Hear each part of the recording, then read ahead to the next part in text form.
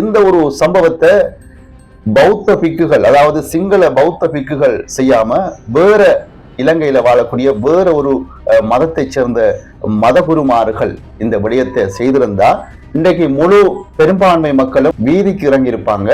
நிச்சயமாக இவர்கள் தான் இந்த நாட்டை நாசப்படுத்தியவர்கள் என்று இந்த நாட்டை விட்டு விரட்டி அடிக்க வேண்டும் என்று கூட பெரும்பான்மை மக்கள் சொல்ல மறந்திருக்க மாட்டாங்க என்பதுல எந்த ஒரு மாற்று கருத்தும் இல்லை. இந்த போதைப் பொருள் கடத்தல் கும்பல் மேலும் 40 பௌத்த பிக்குகளை பயன்படுத்தி மீண்டும் இலங்கைக்கு போதை வஸ்துக்களை கொண்டு வருவதற்கு பல திட்டங்களை தீட்டிய சம்பவம் இப்பொழுது விசாரணைகளில் தெரிய வந்திருக்கின்றது.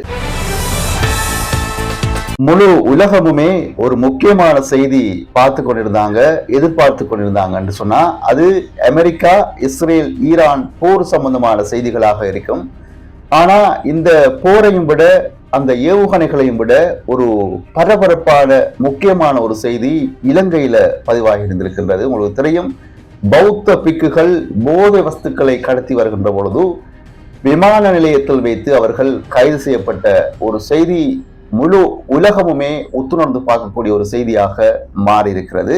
அது மட்டும் கிடையாது, இந்த ஒரு சம்பவத்தை பௌத்த பிக்குகள், அதாவது சிங்கள பௌத்த பிக்குகள் செய்யாம வேற இலங்கையில வாழக்கூடிய வேற ஒரு மதத்தை சேர்ந்த மதகுருமார்கள் இந்த விடயத்தை செய்திருந்தா இன்றைக்கு முழு பெரும்பான்மை மக்களும் வீதிக்கு இறங்கி இருப்பாங்க.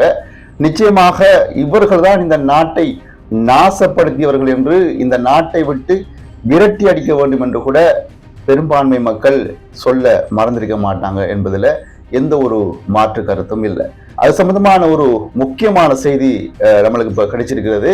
அதை கொஞ்சம் விரிவா பார்க்கலாம். 40 பௌத்த பிக்குகளை பயன்படுத்தி பேங்காக்கில் இருந்து இலங்கைக்கு போதை வஸ்துக்களை கடத்த மேற்கொள்ளப்பட்ட முயற்சியின் தகவல்கள் இப்பொழுது அம்பலமாக இருக்கின்றது. அண்மையில் பேங்காக்கில் இருந்து பௌத்த பிக்குகளை பயன்படுத்தி பாரிய அளவிலான போதை வஸ்துக்கள் மீட்கப்பட்டிருந்தவை நாம் அனைவருக்கும் தெரிஞ்ச விடயம்தான். இந்த போதைப் பொருள் கடத்தல் கும்பல் மேலும் 40 பௌத்த பிக்குகளை பயன்படுத்தி மீண்டும் இலங்கைக்கு போதை வஸ்துக்களை கொண்டு வருவதற்கு பல திட்டங்களை தீட்டிய சம்பவம் இப்பொழுது விசாரணைகளில் தெரிய வந்திருக்கின்றது. இந்த போதைப் பொருள் கடத்தல் கும்பல்களின் பிரதான சூத்திரதாரி இலங்கையர் என்றும் அவர் பேங்காக்கில் இருப்பதாகவும் விசாரணைகளில் தெரிய வந்திருக்கின்றது. இந்த பாரிய போதைப் பொருள் கடத்தல் நடவடிக்கைகளின் இலங்கை பொறுப்பாளராக ஒரு பௌத்த பிக்கு செயற்பட்டதாக கூறப்படுகிறது. அவர் கடவத்த ரன்முத்துவல்ல பகுதியில் அமைந்துள்ள விகாரையைச் சேர்ந்தவர் என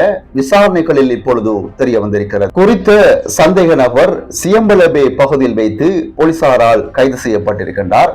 அவர் குறிப்பிட்ட காலங்களுக்கு முன்பு மேலும் 12 பௌத்த பிக்குகளை பயன்படுத்தி இலங்கைக்கு போதை வஸ்துக்களை கடத்தி வந்ததாக விசாரணைகளில் இப்பொழுது தெரிய வந்திருக்கின்றது. அந்த பயணத்தில் இணைந்து கொண்ட 3 பௌத்த பிக்குகள் அண்மையில் கைது செய்யப்பட்ட பௌத்த பிக்குகளில் அடங்குவார்கள் என்று சொல்லப்படுகிறது. மேலும் ஒரு தொகை போதைப் பொருளை கடத்துவதற்காக 40 பௌத்த பிக்குகளை ஆயத்தப்படுத்தியதாகவும் அதில் 1-2 பௌத்த பிக்குகளை தவிர ஏனைய பௌத்த பிக்குகளுக்கு இந்த கடத்தல் விவகாரம் தெரியாது என்றும் விசாரணைகளில் இப்பொழுது தெரிய வந்திருக்கின்றது. தர்ம பிரசார நடவடிக்கைகளுக்காக குறித்த பௌத்த பிக்குகளை தாய்லாந்துக்கு அழைத்து செல்வதாக கூறியிருக்கிறார்கள். அண்மையில் கட்டுநாயக்க விமான நிலையத்தில் கைது செய்யப்பட்ட 22 பௌத்த பிக்குகளையும் எதிர்வரும் 7ஆம் தேதி வரை விளக்கமறியல் வைக்குமாறு நீதிமன்றம் உத்தரவு பிறப்பித்துள்ளது. இந்த சம்பவம் தொடர்பில் விசாரணைகள் தொடர்ந்து முன்னெடுக்கப்பட்டு வருவதாக போலீசார் தெரிவிக்கின்றனர்.